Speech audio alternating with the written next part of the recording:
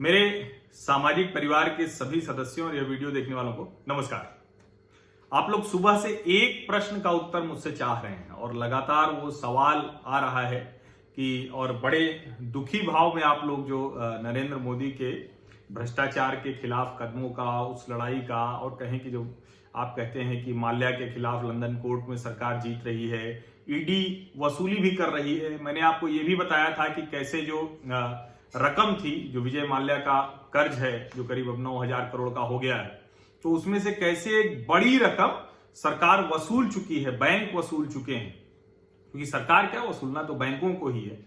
तो उस सब के बीच में जब ऐसी खबर आती है कि 68,000 करोड़ से ज्यादा का कर्ज मेहुल चोकसी, नीरव मोदी, विजय माल्या या ऐसे ढेर सारे जो ऐसे कर्ज लेकर भागने वाले जो आर्थिक भगोड़े हैं, उनका कर्ज सरकार माफ कर देती है, तो फिर संदेह खड़ा हो जाता है कि क्या सरकार सही रास्ते पर है, सरकार सचमुच ठीक काम कर रही, या फिर राहुल गांधी जो कह रहे थे संसद में, राहुल गांधी जो चीख चीख कर, चिल्ला चिल्ला कर कह रहे हैं कि देखिए सब मोदी जी आम लोगों से लेकर और कॉरपोरेट के जेब में डाल देते हैं, वो लेके भाग जाता है, तो क्या ये सच है क्या?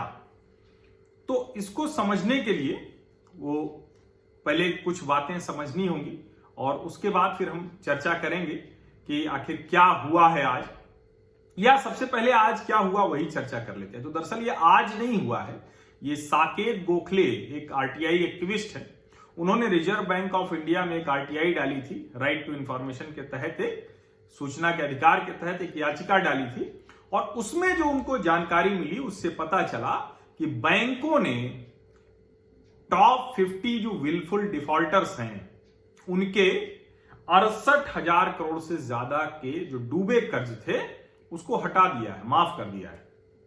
अब ये माफ कर दिया मतलब क्या हुआ? जब कर्ज डूबा हुआ ही था तो फिर उसमें माफ करना क्या हुआ? तो जो हेडलाइंस हैं वो मैं एक दो पढ़ लेता हूं तो जिससे आसानी होगी। एक हेडलाइन कहती है, banks technically write off over ₹68,000 crore loans, Choksi among 50 top wilful defaulters, RTI.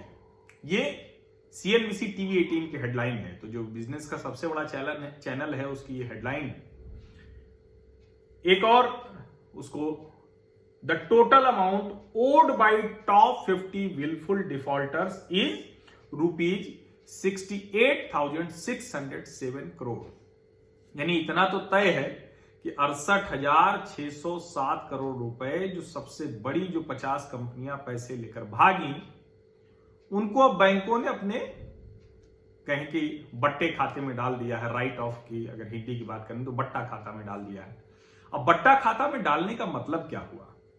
बट्टा खाता में डालने का मतलब, या राइट ऑफ करने का मतलब यह हुआ कि बैंक की बैलेंस शीट अब सुधर गई, दुरुस्त हो गई।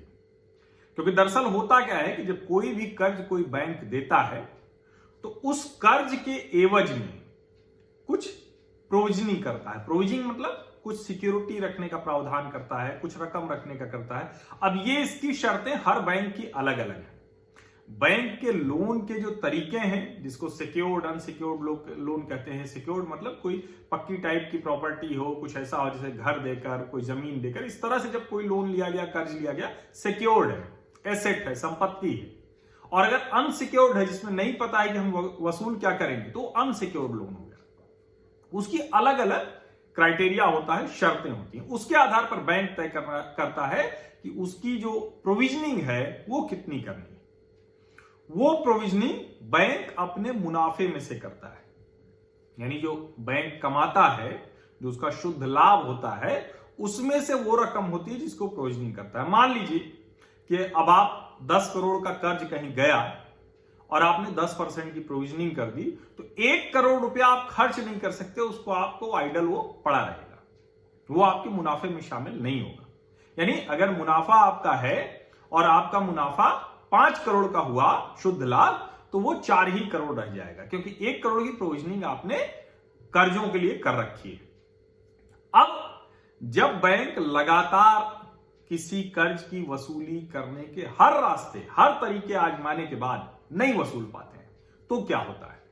तो रिजर्व बैंक ऑफ इंडिया कहता है कि जब आप सारे तरीके आजमा लें और 3 क्वार्टर यानी 9 महीने तक वो रिपेमेंट नहीं हो पा रहा है, हालांकि हर बैंक की अपनी अलग अलग शर्तें हैं, तो उसको फिर वो राइट ऑफ करता है, यानी बट्टा खाते में डाल देता है। जो बट्टा खाते में डाल दिया तो उससे फायदा क्या हुआ, बैंक को वो जो 1 करोड़ रुपया उसका, उदाहरण के तौर पर जो मैंने समझाया था कि 1 करोड़ रुपया जो प्रोविजनिंग में गया था वो उसके पास आ जाता है, उसका वो इस्तेमाल कर सकता है।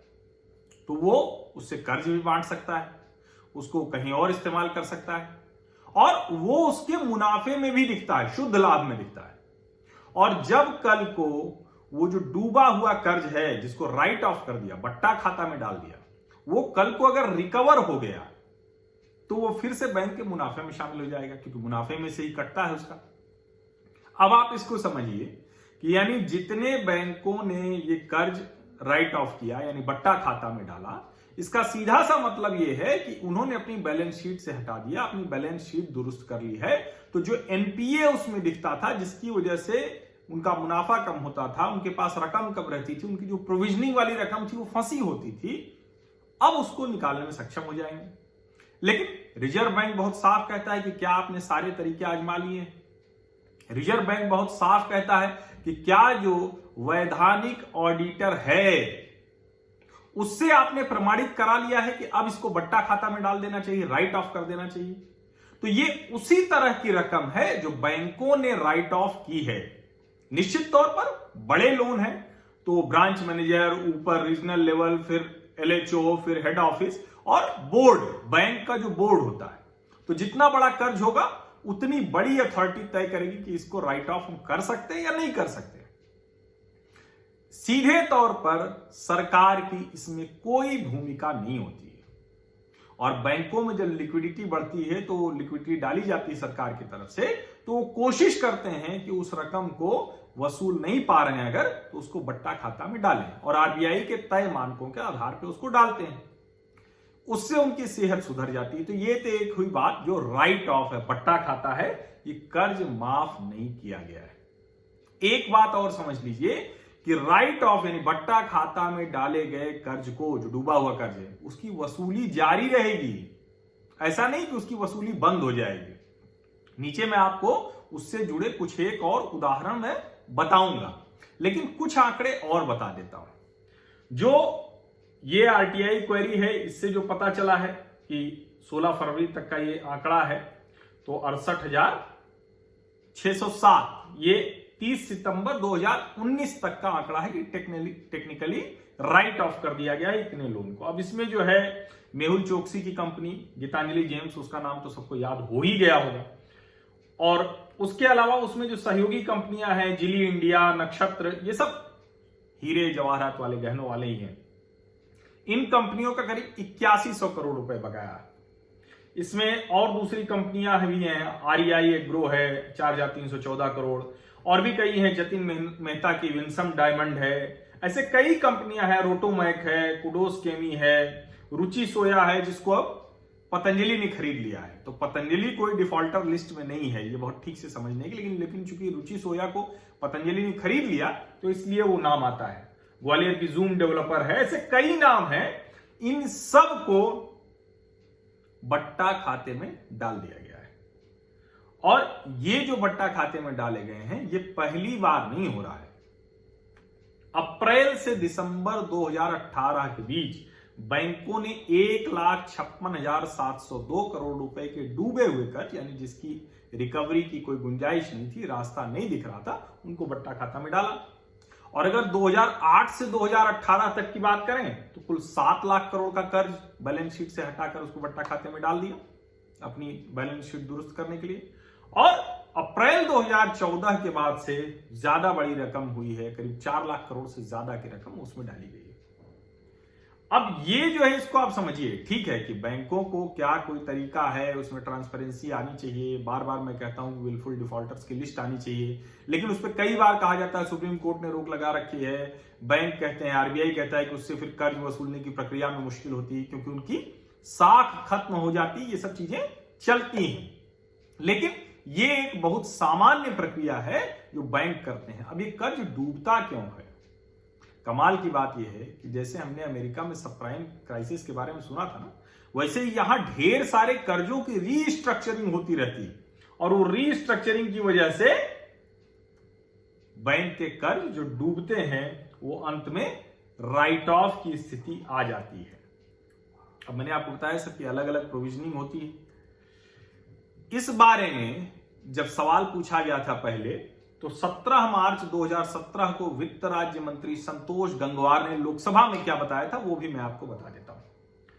31 दिसंबर 2016 तक 9150 विलफुल डिफॉल्टर थे, यानी जानबूझकर जिन्होंने पैसे नहीं दिए, आर्थिक भगोड़े हो गए, जिन्होंने 91,155 करोड़ रुपए का कर्ज लिया था सरकारी बैंकों से, और उनमें से 8,364 का कर्ज वो 85,258 करोड़ था। यह भी बताया वित्त राज्य मंत्री जी ने उस वक्त संसद में कि 2024 के खिलाफ एफआईआर की गई, मामला दर्ज किया गया, और 6,207 के खिलाफ securitisation and reconstruction of financial assets and enforcement of security interest act, इसके तहत मामला दर्ज किया गया है। एक बात और आप समझ लीजिए, अभी 2015 के बाद आईबीसी आ जाने के बाद और ढेर सारे ऐसे नियमों को करने के बाद अब तो इकोनॉमिक ऑफेंडर्स हो गए, वरना तो हो सकता है कि विजय माल्या, मेहुल चोकसी, नीरव मोदी, इनको भारत से भागने की जरूरत ही नहीं पड़ती ऐसे कानून थे, क्योंकि कर्ज लेना, आर्थिक अपराध करना वो बड़े लोगों के लिए कुछ था ही नहीं, वो चक्री घूमती रहती थी इधर से उधर फाइल। लेकिन चूंकि 2015 के बाद जब आईबीसी लागू हो गया, जब ये स्थिति आ गई कि जवाबदेही होने लगी इंसॉल्वेंसी बैंकरप्सी कोड में, जब एनपीए की शर्तें कड़ी कर दी गई, जब बैंकों को कहा गया कि साफ साफ खोल के दिखाओ, वरना वो गंदगी है तो चुपचाप अपना ढके हुए, कोई बीमारी है, कुछ है तो उस पर ऊपर से वो कवर अप कर लेना है। अब खोद खोद के वो जब बीमारी दिखाई गई, वो जो चोट लगी थी, वो साफ सफाई करना, तो वो काम जब हुआ तब बहुत से अधिकार बैंकों को मिल गए, वरना तो बैंकों के पास कोई अधिकार ही नहीं थे। और एक बात और आप समझ लीजिए, जिसमें ईडी और सीबीआई शामिल हो गए हैं, उसमें ये बैंक राइट ऑफ कर दें या कुछ भी कर दें, उनके खिलाफ वो सारे आपराधिक मामले चलेंगे, उनसे वसूली की सारी प्रक्रिया चलेगी। और ये तो अब तक आप समझ ही गए होंगे कि ईडी और सीबीआई बैंक के किसी भी अधिकार से ज्यादा ताकतवर होते हैं, वो ये कर लेते हैं। तो ये भी समझना बहुत जरूरी है।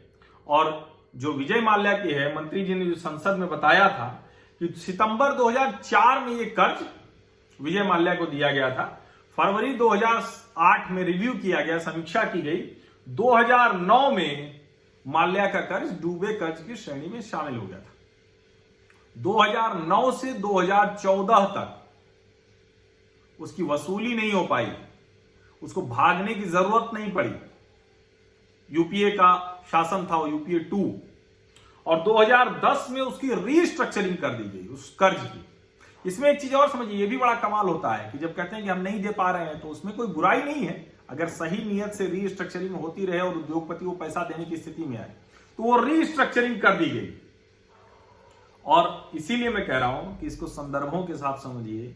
ये एक सामान्य प्रक्रिया है जो बैंक अपनी बैलेंस शीट दुरुस्त करने के लिए राइट ऑफ करते हैं, बट्टा खाते में डालते हैं। निश्चित तौर पर ये बैंक का घाटा है, निश्चित तौर पर ये एक मुश्किल है जो हमारे अपने पैसे डूब जाते हैं, लेकिन न तो इससे रिकवरी की प्रक्रिया पर असर पड़ता है। हाँ, एक कहें कि स्वाभाविक रूप से जब बैंक की बैलेंस शीट से वो हट जाता है तो शायद वो प्रयास नहीं होता होगा, लेकिन इसमें आप निश्चिंत रहिए कि जो बहुत बड़े मामले होते हैं उनसे पैसे वसूली हो जाते हैं। एक ही तरीका है।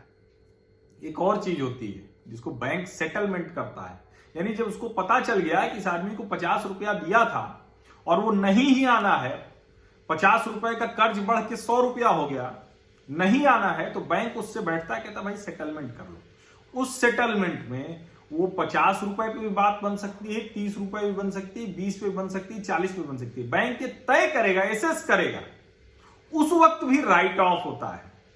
अब मैं आपको उदाहरण बता देता हूं। अगस्त 2019 में जो आंकड़े थे उसके अनुसार रेजोल्यूशन फास्टर अंडर आईबीसी, जो आईबीसी मैंने आपको बताया, insolvency and bankruptcy code, banks recover 55% dues from 32 companies. 32 कंपनियों से 55% रकम वसूल लिया। अब जब बैंक का कर्ज डूब गया है और नहीं मिल रहा है तो 100 में से 55 अगर वापस आ गया तो कम से कम उसको बैंक अपने प्रक्रिया में चला सकता है, कर्ज दे सकता है, कहीं सही जगह लगा सकता है, निवेश कर सकता है।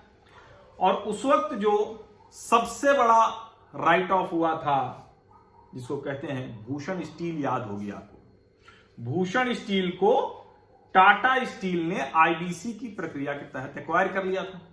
अब इसमें क्या है कि मान लीजिए कोई कंपनी डूब गई, दिवालिया हो गई, अब क्या करेंगे? तो दूसरी कंपनी बोली लगा रही है और वो कह रही है कि भाई देखिए आपका कर्ज भले 100 करोड़ का है लेकिन हम इसके लिए 20 करोड़ 30 करोड़ 50 करोड़ ही दे पाएंगे। तो बैंक को लगता है कि ठीक है ये पैसे तो आ रहे हैं कम से कम।